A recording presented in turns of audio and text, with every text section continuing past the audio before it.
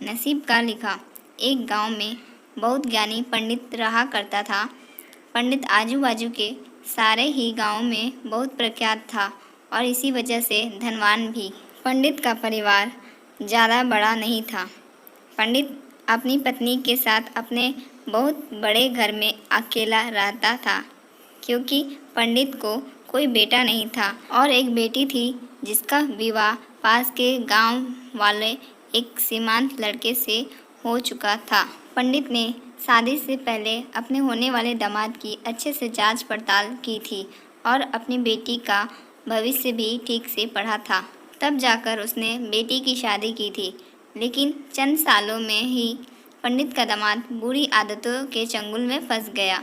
जुआ और शराब की बुरी लत ने उन्हें सड़क पर लाकर रख दिया था। अपने बेटे की ऐसी दुर्दशा देखकर पंडित की पत्नी काफ़ी दुखी होती थी और अक्सर पंडित को कहा करती थी कि तुम जाकर उनकी मदद कर आओ। पंडित हमेशा अपनी बीवी को यह कहकर उनकी मदद करने के लिए मना कर देता था कि अभी कुछ समय तक उनका बुरा वक्त चलना है। हम चाहे कितनी ही कोशिश कर लें, जो उनके नसीब में नहीं है वह उन्हें नहीं मिल पाएगा। पंडित की ऐसी बातों से उसकी पत्नी काफ़ी दुखी हो जाया करती थी और मन ही मन सोचती थी कि कैसा स्वार्थी पिता है, अपनी बेटी को इतने कष्टों में देखकर भी उसकी मदद करने के लिए मना करता है। आखिर भगवान ने जो इतना सारा धन धान्य दिया है उसका क्या करोगे? हमें कोई और औलाद भी तो नहीं ले देकर एक यही बेटी है और उसके लिए भी कुछ नहीं करेंगे तो किसके लिए करेंगे? पंडित ऐसा नहीं सोचता था। ऐसा नहीं है कि पंडित अपनी पुत्री से प्रेम नहीं करता था, लेकिन उसने अपनी पुत्री की कुंडली इतने अच्छे से पढ़ी थी कि वह यह पहले से ही जानता था कि वह चाहे किसी भी लड़के से शादी करती, लेकिन उसके जीवन में यह समय आने वाला ही था और बिना इसे भुगते उसको छुटकारा नहीं मिलने वाला था। एक दिन खाने पीने के लिए भी मोहताज हो चुके पंडित के बेटी और दामाद उसके घर पर आए। पंडित ने और उसकी बीवी ने दोनों को खूब आदर सत्कार किया और खूब अच्छा खाना खिलाया। बेटी और दामाद की पंडित से सहायता मांगने की हिम्मत ना हुई, इसलिए वह बिना बोले ही वापस अपने घर को लौटने लगे। लेकिन माँ तो माँ होती है। पंडिताइन से रहा नहीं गया और बिना पंडित की इजाज़त के उसने चोरी छुपे बूंदी के लड्डू बनाकर उसमें सोने के सिक्के रख दिए और बेटी और दामाद को दे दिए, ताकि बेटी और दामाद की कुछ आर्थिक सहायता हो सके। पंडिताइन यह भी जान गई थी कि बेटी और दामाद शर्म के मारे उनसे मदद नहीं मांग रहे थे, इसलिए उसने बेटी और दामाद को भी लड्डुओं में छिपे सिक्कों के बारे में कुछ नहीं बताया। जाहिर सी बात है कि जब वो लोग घर पर जाकर लड्डू खाएंगे तो उन्हें उसमें से सिक्के मिल जाएंगे। इस तरह बिना मांगे ही उन तक मदद पहुंच जाएगी। सोचकर पंडिताइन मन ही मन अपने बेटी की मदद करने के लिए खुश होने लगी। पंडित के दामाद और बेटी उन दोनों का आशीर्वाद लेकर अपने घर की तरफ रवाना हो गए। उन दिनों गाड़ियाँ तो होती नहीं थी, घोड़ा गाड़ी या बैलगाड़ियाँ चलती थी।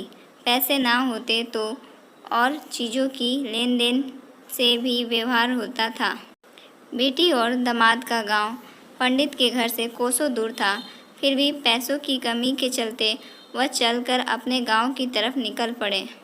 थोड़े दूर ही चले थे कि पंडिताइन की बेटी के पैर में मोच आ गई और अब उसको चलना भी मुश्किल हो गया। पंडित के दामाद ने जब देखा कि उसकी बीवी अब बिल्कुल चलने में सक्षम नहीं है, तो उसने एक टांगा अपने घर तक किराए पर ले लिया। दोनों पति पत्नी टांगे में बैठकर घर तक पहुंच गए, लेकिन टांगे वालों को देने के लिए उनके पास पैसे नहीं थे। इसलिए पंडिताइन ने जो बूंदी के लड्डू उन्हें दिए थे वही किराए के तौर पर उस टांगे वाले को दे दिए। टांगे वाला बूंदी के लड्डू को लेकर वहाँ से चला गया। टांगे वाला अपने घर की तरफ जा रहा था, तब उसने एक हलवाई की दुकान देखी। उसने सोचा कि थोड़े से बूंदी के लड्डुओं से मेरे घर के लोगों का पेट थोड़ी भरने वाला है। इससे अच्छा मैं इन बूंदी के लड्डुओं को बेचकर उनसे कुछ चावल खरीद लेता हूँ। टांगे वाले ने बूंदी के लड्डू हलवाई को बेच दिए। जिस गांव में वह हलवाई रहता था, उसी गांव में एक आदमी ने अपने घर पर पूजा रखी थी और उसी पंडित को उस पूजा के लिए बुलाया था। पूजा में लगने वाले प्रसाद के लिए उस आदमी ने उसी हलवाई से बूंदी के लड्डू लिए जहाँ पर उस टांगे वाले ने बेचे थे। हलवाई ने भी उस आदमी को टांगे वाले से खरीदे हुए लड्डू ही पहले दिए ताकि वह खराब ना हो जाए, क्योंकि वह नहीं जानता था यह लड्डू कब बने हैं। पूजा खत्म होने पर दक्षिणा और बूंदी के लड्डू लेकर जब पंडित अपने घर आया और खाना खाने बैठा तो प्रसाद में लाए बूंदी के लड्डू खाते वक्त लड्डू से सोने का सिक्का निकला। इस घटना को देखकर पंडिताइन की आंखों में आंसू बहने लगे। पंडित ने जब पंडिताइन से उसके रोने का कारण पूछा तो पंडिताइन ने पंडित को सब कुछ बताया और पंडित से उसकी बातों पर भरोसा न करने के लिए माफ़ी मांगी। पंडित ने पंडिताइन के आंसू पोंछे और कहा कि तुम्हारी तरह मैं भी हमारी बेटी को बहुत प्रेम करता हूँ, लेकिन अगर हम उसकी अब मदद करते हैं तो दामाद हमसे हमेशा ऐसे ही मदद की उपेक्षा रखेगा और अपनी बुरी आदतों को कभी नहीं छोड़ेगा। पंडिताइन भी अब पंडित की बातों से सहमत हो गई। 2-3 दिन बीत गए।